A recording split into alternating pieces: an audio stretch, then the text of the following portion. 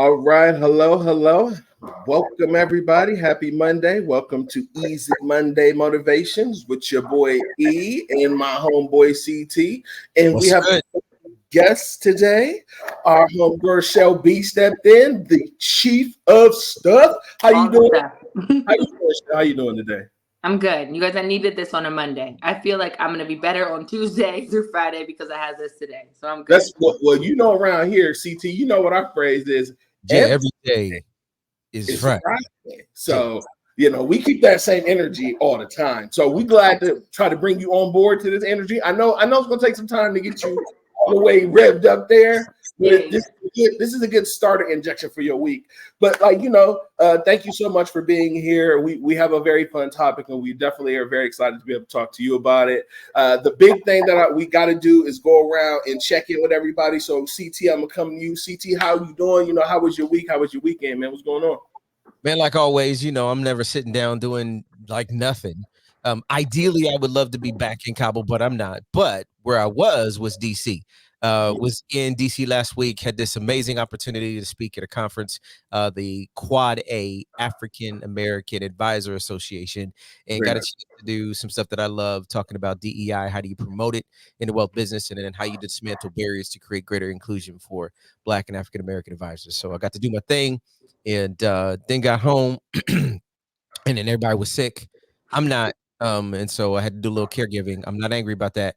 But on my way back, and then I got to today, which was amazing because I get to do this with you and my girl Shell's on the line. So I'm feeling good.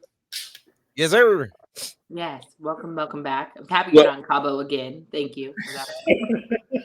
Yeah, he had a lot of fun. You should have seen the views. So we're gonna come over and I'm gonna check in and say, Shell, how was your weekend? We want to just check in and see how's it going, what's been up with you. You're new to the podcast, but you're not new to us in heart. We are a trio of speakeasies. So speakeasies. Okay. So how's it going? I know you moved from Columbus to Texas. How's it down there? How you been adapting? Guys, this weekend, okay, I don't get homesick because I'm gangster. So I don't get homesick because it's not my style. But during football season, I feel very homesick. And with Texas won last weekend. So everybody around here is like, yeah, woo, and I'm like, whoa. It's one game. Like, I get it, Nick Saban and the whole thing. But we found an Ohio State restaurant bar where there was 50 Buckeyes in the building. And I walked in and everybody was yelling OH and Michigan sucks so loud. So I was such at home. And my kids went. So it was the best situation ever of being away from home, but also feeling like you found a place where you can go every Saturday, watch the game. So that was the highlight of my weekend, for sure. And then my kids have picture day coming up, which is a whole event in my house. So I set up a little stage and I make them practice. Don't do that root canal smile. Don't do none of that weird stuff. So get me your pretend paper, take the picture, and let's get in the group. So we practice that this weekend too. Very nice. And I know that sounds very fun. I know making the kids photogenic for picture day is awesome because ain't nothing more timeless than those captures in school. You see those years just try to start to tick up and you just start tearing up. I'll be tearing up because they're so bad. Okay. Last year the teacher said, what's wrong with it? I said, she looked like she's getting a root canal. Okay. So I need for us to run it back. Listen, Shell is the honest one. I was listening to somebody say the other day, everybody lies about their own kids. It's beautiful. And then somebody's like, It's like the first episodes of American Idol. You got a couple people that come on and it's just yeah, my family told me I could sing. And he's like, baby. Your family lied. Okay, no. Yeah. All right. So, guys, I had a pretty good weekend. For the most part, I didn't have anything hinder any of the opportunities that I had before me that would inspire me to have fun, and I did. I saw movies, I ate great food, I did some fun cooking, I hung out with some friends. So I got around and I got up and did a lot of things. But I know CT has a question for me, and I'm trying to avoid it today. My dog. I was just you just need to add it to your script. No, but I'm really sad, man. Some of my fish died. Man, they eat each other. They're so mean. Oh, we need Listen, if you're listening, whether you're listening now or later, I need somebody to in the comments. You know how you had to ask for a professional. We need a professional because right now, what's happening in that fish tank the last couple weeks is inhumane. It's not good. Not good. Not good. The fish tank was wonderful. It was wonderful last week. We was on Crystal. Then all of a sudden, these two daggone tiger barbs must have got really angry at each other, and they fought it out. And I could tell because like they had like red lips where you could tell they had fought each other, and all I could do was like medicate them and stuff. And one of them died. Shell. Hey, Shell. Is this real? Just a quick question for you. What? When you hear the word tiger, does that suggest like peaceful, docile? You know what? I instantly think of like Joe Exotic. This is why you on this show. That is all I get. Is like Joe Exotic. Okay, you know what? Thank you, Johnny. It's okay. $3 fish, not really pissed. It's okay. All right, so we're gonna go ahead and what I won't let you do, CT, is limit my aquatic creativity. But not aquatic dream. So the way I want to be able to position my fish together, I should be free to. And I do research. I make sure to ask all the right questions. I do, I check to see what fishes go together. But all that said, global warming. It sounds like there's some relationship problems here. Because you better stop. You asked Google. Hey, Google. I didn't ask Google. I asked people at the pet store because that's who knows. What about this tiger fish here? What y'all think? You asked John at the pet store who came through. He was just like, I don't actually know what these fish are. This fish has stripes. And so he looks like a tiger. So he named him Tiger. Come on, man. You can be better. That's their species. Okay. All right. Anyway, okay, I've had these fish for years. All right, moving past the fish, we're gonna get on the topic today. And our topic today is creativity confinement. And I wanna play out a scene to you guys. And I want to get your opinion of it. And then I also want to be able to get your experience if you've ever felt similar. Yeah. I met this young man. He's very, very passionate about what he does, and he's driven, and every time he feels like he's taking a step in the right direction, he runs into a barrier, right?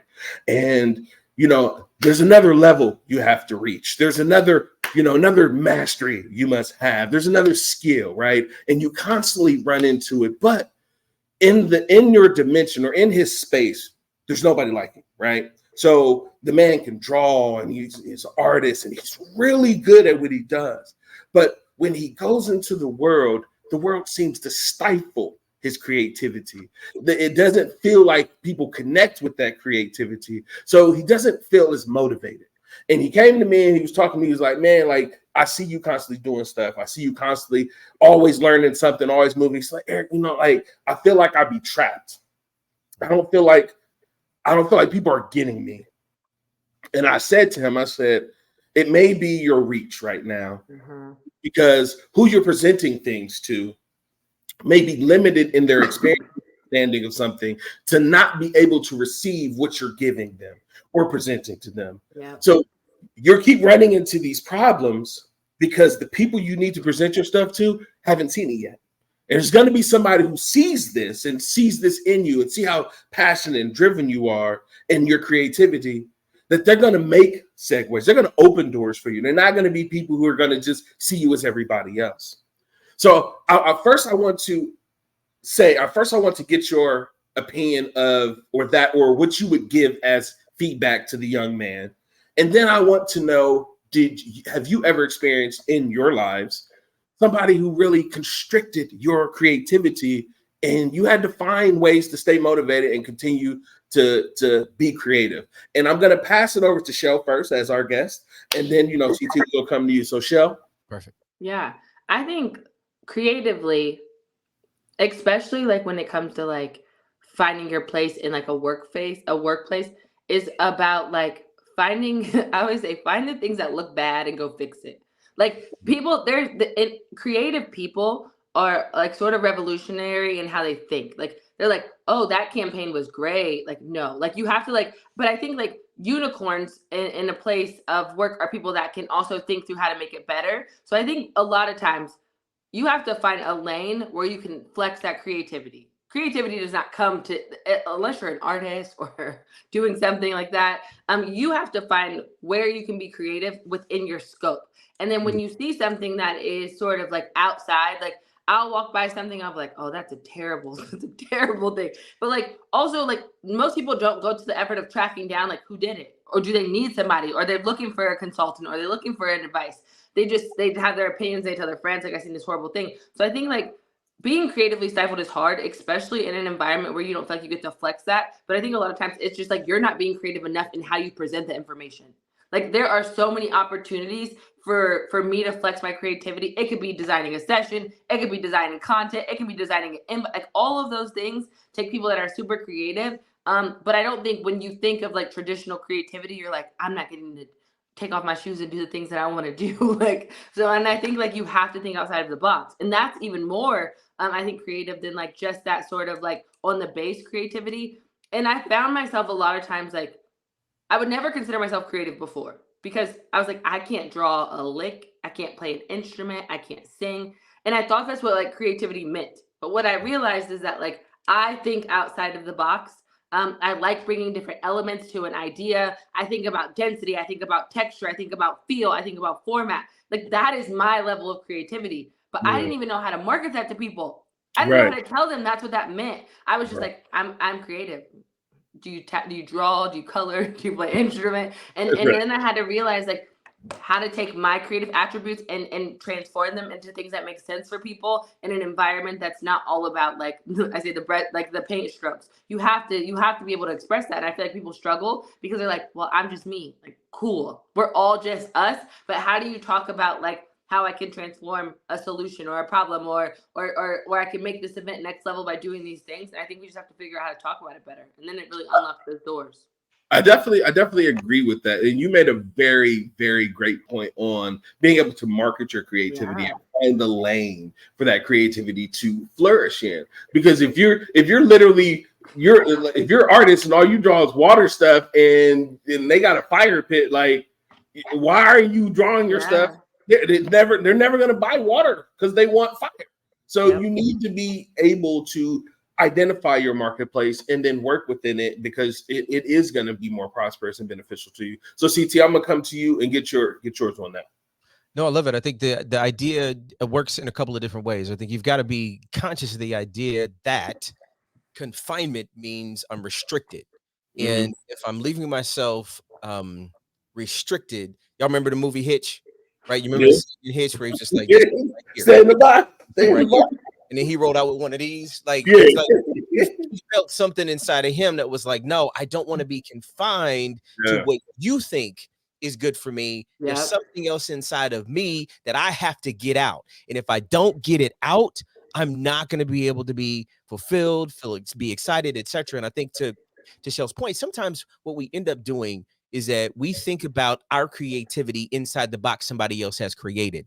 And the truth of the matter is that one man's trash is another man's treasure. So in the spaces that you're in, somebody might say your stuff is trash. And then you go to another space and somebody's like, man, that's $1 million idea. So we've got to give ourselves permission in the context of being creative, that we've got to remember the spaces that we're in oftentimes create confinement for us. And we've got to be able to blow the walls off of some of the places that we go in. We are disruptors. And when we disrupt through our creativity, we actually create spaces that people in the world that we work in don't have to feel confined themselves. So we actually are a bit of trailblazers in some of this work that we're doing. No, I like that. And you're right. I definitely think recognizing confinement is also important because there are a lot of times that you don't recognize the walls around you.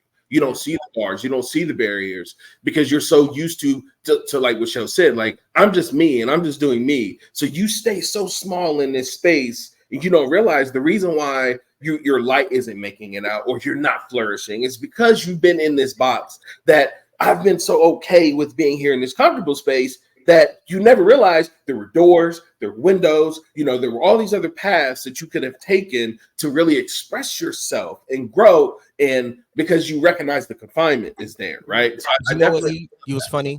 What's funny is that we're fighting in these boxes we did not create. Yep. Right. Do you remember the analogy where they talk about the elephant who has been tied up by his foot when he was a baby with a rope and he could not get loose? And That's as like he's something you got growing, out of a fortune cookie. yes, it is. All right, come on, fortune cookie story. Right? Come on, Tell the story, right? And so as that elephant grew, you could put that same rope on its leg. It now is 10,000 pounds. It could pull that stake out of the ground, but it learned that this thing is what holds me bound. And so sometimes we have to give ourselves permission to be like, wait a minute, what held me bound or the box that I'm in today isn't the one that's going to be able to hold me for later. Yeah.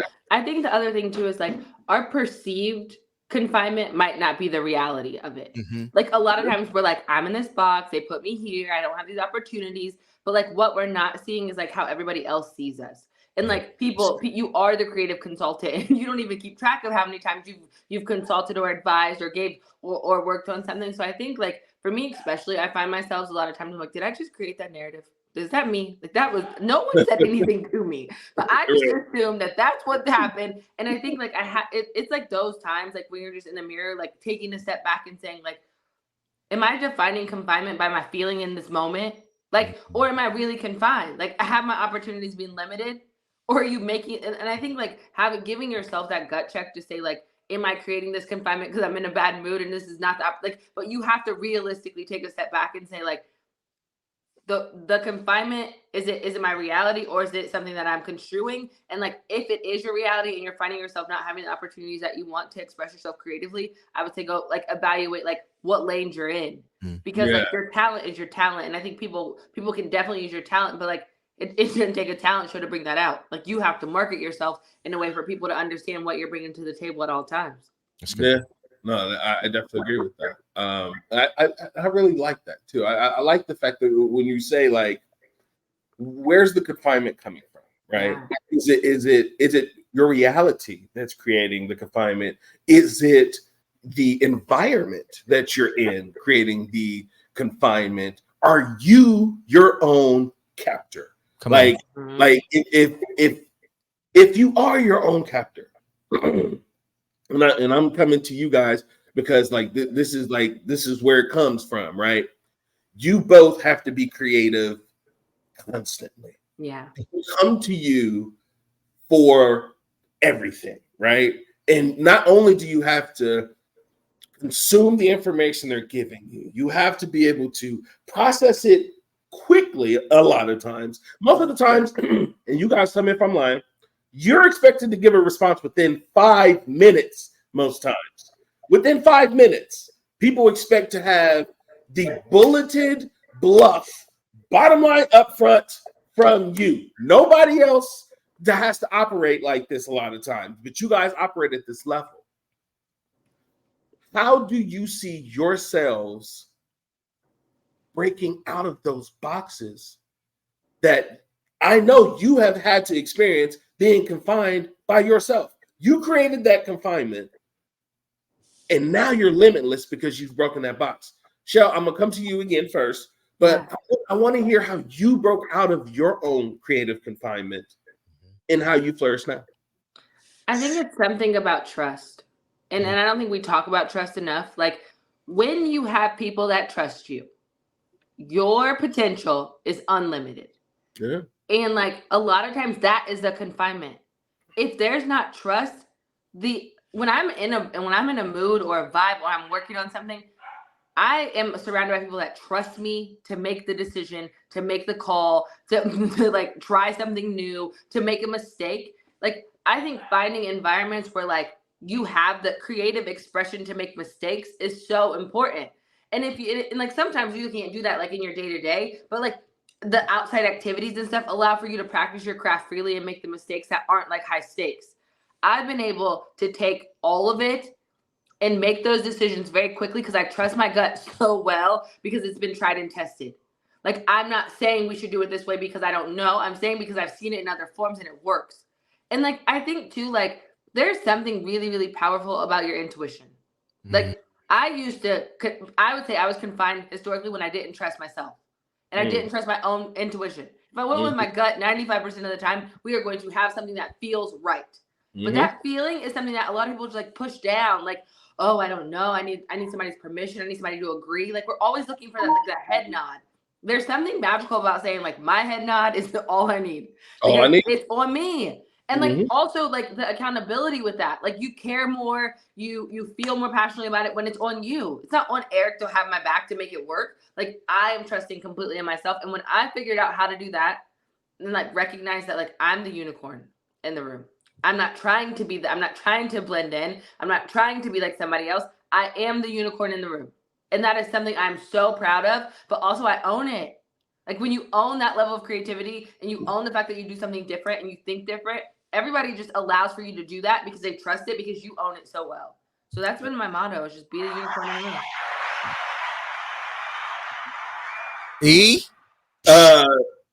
Yeah, I was about to say, sir, can you bring up the no button? Can you bring up the no button? Let me go ahead and get ready. Can everybody be a unicorn? Let me hear it. No. Can everybody be a unicorn? N-O. Can everybody be a unicorn? No. No. Man, listen. I didn't think so. So thank you, and for recognizing that in yourself. That's a beautiful thing, because to like, if I'm gonna carry the analogy a little bit further. We are all a lot of times treated like horses in stables, but to identify yourself, not to just be a regular grazer, not to just be a regular cow tower, not to be just regular labor, to be like, you know what? No. I'm out here. I'm a unicorn. I don't do these things. I don't have these problems because I believe in me and I trust myself. That's a beautiful thing. And a lot of people don't recognize that about themselves. So it is very empowering to hear you say that. Thank you. I think people is like, people should, so many times we're told like, you need to like get in line, or you need to fall in line, or you need to like conform. And like, you start to tell yourself that, like, oh gosh, something's wrong with me because I'm not thinking the same way they are. I'm not executing. But once you realize that, like, there's power to like not thinking like everybody else. And then when you have power and trust in that, and you start saying it out loud, people start to listen because your perspective is so unique. And creativity is like tied with uniqueness. And I think you need bravery and courage to say, like, I hear you, but did you think about it this way? And like, all of that comes from, I think, having people that like around you that you trust, but also trusting yourself. You got to get to know yourself before you can really be that unicorn that you want to be, for sure. Keys to being a unicorn. Y'all just got some keys. Trust yourself. She just put some nuggets. Hey. All right, CT, I'm gonna come to you real quick, and then once we get your response, we're gonna jump into what will grandma do. So, you know, let me hear how you broke out of your creativity confinement, sir. I don't know that I've broken out of it as much as I've learned like that there are some boxes that I choose to be in. And if I choose to be in that box, I can't complain about the restrictions that come with that box, right? And to the extent that, you know, sometimes this unicorn behavior means you are willing to risk the safety of the box. You're willing to risk that inside this box, I know exactly what I'm getting. I know who the players are. I understand the rules of engagement. But the moment I step outside of this box, I don't know the rules. And that can be really, really scary.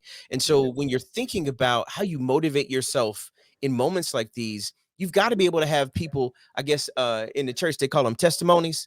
Like, you got to have a testimony service, right? You got to have somebody around you who's telling about the goodness of what it is that they were able to do. And when you hear somebody else knowing that they went through it and got through it and got to it, maybe you too can get to it yourself. All right. So I love that. Hey, amen. Amen. Here it is. Okay. Thank you so much. All right. So with that, we're going to go ahead and jump into our next segment. That is, what would grandma do? This is a segment that I kick over to CT. CT, why don't you go ahead and introduce what grandma do? Tell them what grandma would do today. Thank you, E. This is one of my favorite parts of our pod together. And as you all would know, if you've heard from weeks I have a 97-year-old phenomenal grandmother.